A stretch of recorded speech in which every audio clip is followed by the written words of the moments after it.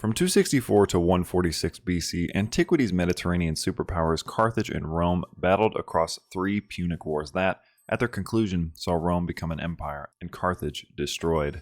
Their capital city left in smoking ruins and their people enslaved or killed. From there, Rome would expand to become the largest European empire in antiquity, influencing the laws, customs, and identity of virtually every Western empire that came after, from the English to the Ottomans and the United States. This is our history, but what if it wasn't? Enter Sons of the Lightning, an alternative history total conversion mod for Crusader Kings 3 which aims at answering that age-old question. What if Carthage had won? Yet Sons of the Lightning isn't simply interested in trying to create a mod focused on the perspective of an antiquitous Carthaginian Europe, Africa, and the Near East. Rather, it attempts to imagine how this world's own medieval period long after the collapse of the Carthaginian Empire would look. With no one taking absolute control over the Mediterranean and nearby border territories, what ancient cultures and faiths would survive or even change as a result of this dramatic shift? The year is 867 AD. Punic-speaking Visigoths, Amun-worshipping Nubians, and Christian Numidians are among just a handful of differences players will find in this familiar but alternative reality. This is, at its core, what Sons of the Lightning is, an exploration of the various cultures and faiths that could feasibly stick around or emerge in this timeline, to create a world not only plausible and authentic, but engaging. With a heavy focus on research and commitment to historical accuracy to the best of their degree, the developers hope they can establish a solid grounding on which they can create their own unique and entertaining stories and ideas. In this video, which I made with the help of Sons of the Lightning lead Super7700, I aim to give you some examples of this ambitious project and what players can expect to see when trying the mod out for themselves. Examples like the new Christian sects from the pope-hating militants of Numidia to the dynastic prince-bishops of Spain, and the vibrant Hermetic monasteries of Egypt. With the first release planned for Iberia and North Africa, the 2 primary regions of old Carthage, what realms, cultures, and faiths will we find? What decisions, events, or governments will we be able to form? Today, I hope to answer those questions for you and get you excited to explore them. So, without further ado, I'm Sol, and this is Sons of the Lightning. Hey guys, this serves as a slight disclaimer before we get started. Some of the characters or map items used for this video are from other mods like the Fallen Eagle. I do this as a visual enhancement because Sons of the Lightning is still very much in development. I hope you can forgive me, and I hope you enjoy.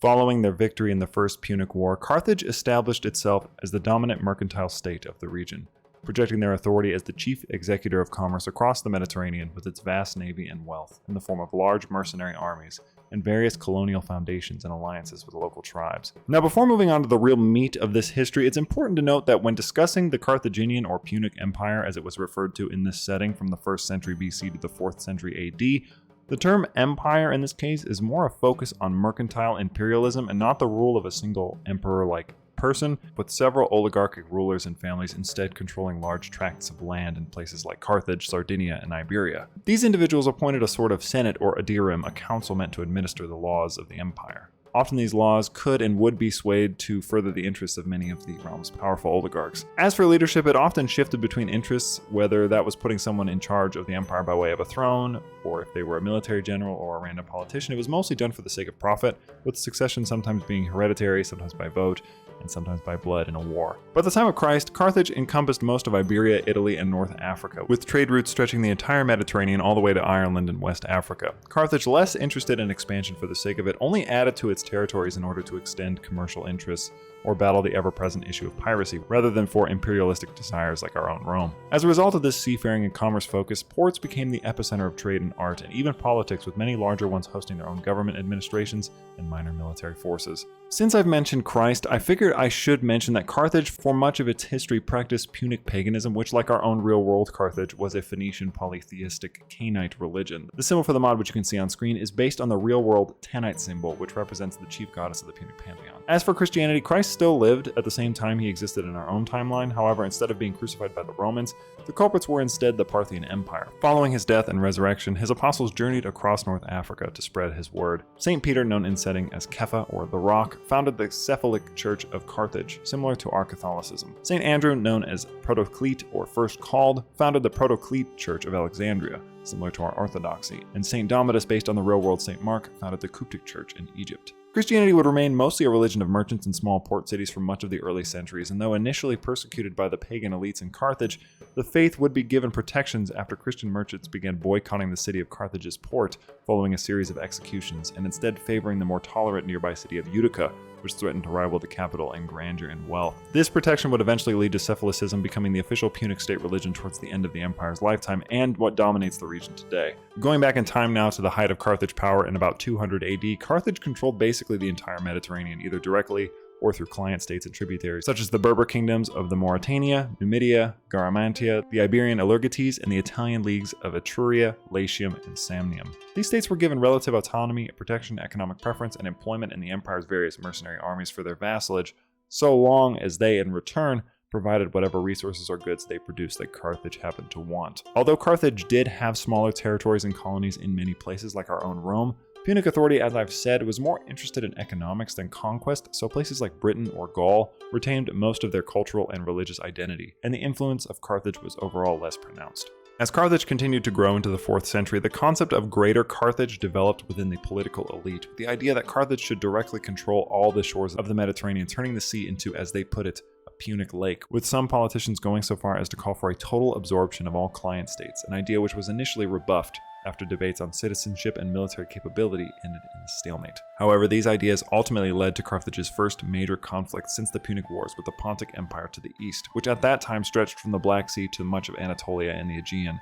Following a rebellion by Punic states, Carthage's Aedirum, led chiefly at this point by 3 imperialistic families, were appealed to by the Rhodian coalition to interject in the war after losing several key battles. With the chance to add the Aegean into the Punic Lake, Carthage's land-hungry Aedirum agreed to aid Rhodes to their own dismay. The war, bloody and inconclusive, cost the empire much of its treasury, to the point that the debts it had amassed meant its navy and mercenary armies began to go unpaid, with client states and opportunistic governors breaking away as unrest grew in the empire's heartlands. This came at a pretty poor time in general, as large migrations from Germania, the steppe, and Numidia meant several stranded and under-garrisoned colonies and vassals were quickly overwhelmed and absorbed into new barbarian kingdoms, though with much of the Punic administrative structure remaining. The worst of these losses, however, was Punic Iberia, who for centuries had acted as a second heartland to Carthage, with cities like the Barca control, Carthagena or Cartagena, rivaling Carthage itself. But when a combined army of Vandals and similar tribes crossed the Pyrenees and overwhelmed the Alurgatae and their ports, Barcid leaders pleaded with Carthage for aid, yet the growing unrest and conflict in Africa meant none would come. And so the local Punic elite in Iberia took matters into their own hands and appealed to the Visigothic king Alaric for aid in return for territory in the northeast of Iberia. Carthage, alarmed at the prospect of losing Iberia now that they realized Alaric would come for aid, sent a relief force, but too late, and would ultimately lose the territory at the end of the 4th century. For the next few decades, they repeatedly attempted to reclaim the region and failed, further contributing to their forthcoming fall. From there, the decline and ultimate collapse of the empire happened as it does for most empires, with a slow abandonment of colonies and a consolidation effort closer to home in order to combat growing pressures from the Berber, Hispania, Visigothic, and Germanic kingdoms, until their ultimate collapse in the 6th century following the sack of Carthage by Vandals and a total government upheaval. Today, the city of Carthage and a portion of its surrounding territory is a papal state and seat of the Western Christian Church. Christianity, with its previously appointed privileges and protections, leveraged these during Carthage's decline to acquire power and land, thus spreading and cementing itself in the region as the secular administration collapsed. In this world, Carthage acts as our Rome did during our own medieval period, a seat of total economic and religious authority, but with much of the surrounding North African territory remaining leaderless, with a power vacuum of petty kingdoms and warlords abound. To compound this, piracy ravages the seas, and trade success is often linked to whomever can pay the ambitious and daring seafaring raiders off or use them as a tool to direct at others. And now, since we've talked about them only briefly, let's touch on Iberia, which, without Roman meddling, the Barcid family, famous for the Hamilcar and Hannibal that you know from our own timeline and theirs, were able to establish themselves as a major landowning power in the region, subjugating large parts of Iberia either through military force or strategic alliance. These conquests and treaties opened up the land to Punic language and customs, which slowly became the dominant practice in Iberia. The Iberian Barcids, alongside other regional powers, formed their own senate, which aimed at focusing more on the betterment of Iberia and her colonization and development, since Carthage cared more about trade and diplomacy across the Mediterranean at this time. These growing differences led to unrest in the 1st century BC, with the Barcids taking advantage of their veteran mercenary armies to make a play for total control over the entire empire. A direct descendant of Hannibal named Hasvar would ultimately succeed, and his name would be used as the title for future leaders similar to the Latin Caesar. The city of Novo Carthago, said to rival the capital of Carthage itself in wealth and grandeur, is renamed to Carthagena and effectively becomes the second capital of the empire. However, as with any dynasty in history, the Barcids eventually see themselves fall from power to become just another aristocratic family. As we've already discussed, the local Punic aristocracy seceded from Carthage and called upon Visigoths to rescue them in their hour of need in exchange for land. Some of the Goths then settled in the Iberian northeast, as was agreed, forming a sort of Ibero-Gothic hybrid culture known as the Gudelin, while others moved closer to the rich heartland of Punic settlements in the south. The latter would establish themselves as the power behind the Iberian throne, and in the early 6th century, a powerful man named Wallia staged a coup to take control of Hispania's center and form a new dynastic kingship. In time, Wallia became a great lawmaker and builder, constructing the city of Wallia near Cathasfar as his royal seat and there drafting laws to balance Gothic and Punic customs and interests. Though today he is remembered as Wallia the Great, some dispute this legacy, as it was because of those very Puno-Gothic laws that the proto-feudal princes of Hispania, or hereditary governors and bishops, formed and began a dramatic tug-of-war for power between Gothic, Iberian, and Punic factions. The topic of faith was also a sore spot, with the Visigoths practicing the Gothic rite with a reverence to Christ as a sort of warrior king, and the Iberic Church answering more to the whim of the Gothic king than to the Pope, who, in return, allowed their bishops to marry and maintain a hereditary succession rather than one by the Pope's appointment. Today, much of Iberia is ruled by a Christian Visigoth kingdom, whose vassals include Visigoth lords, Punic aristocrats, and Iberian prince-bishops. Beyond this, only a few indigenous holdouts remain, primarily the Galicians of Galicia and the Vasconians of Navarra.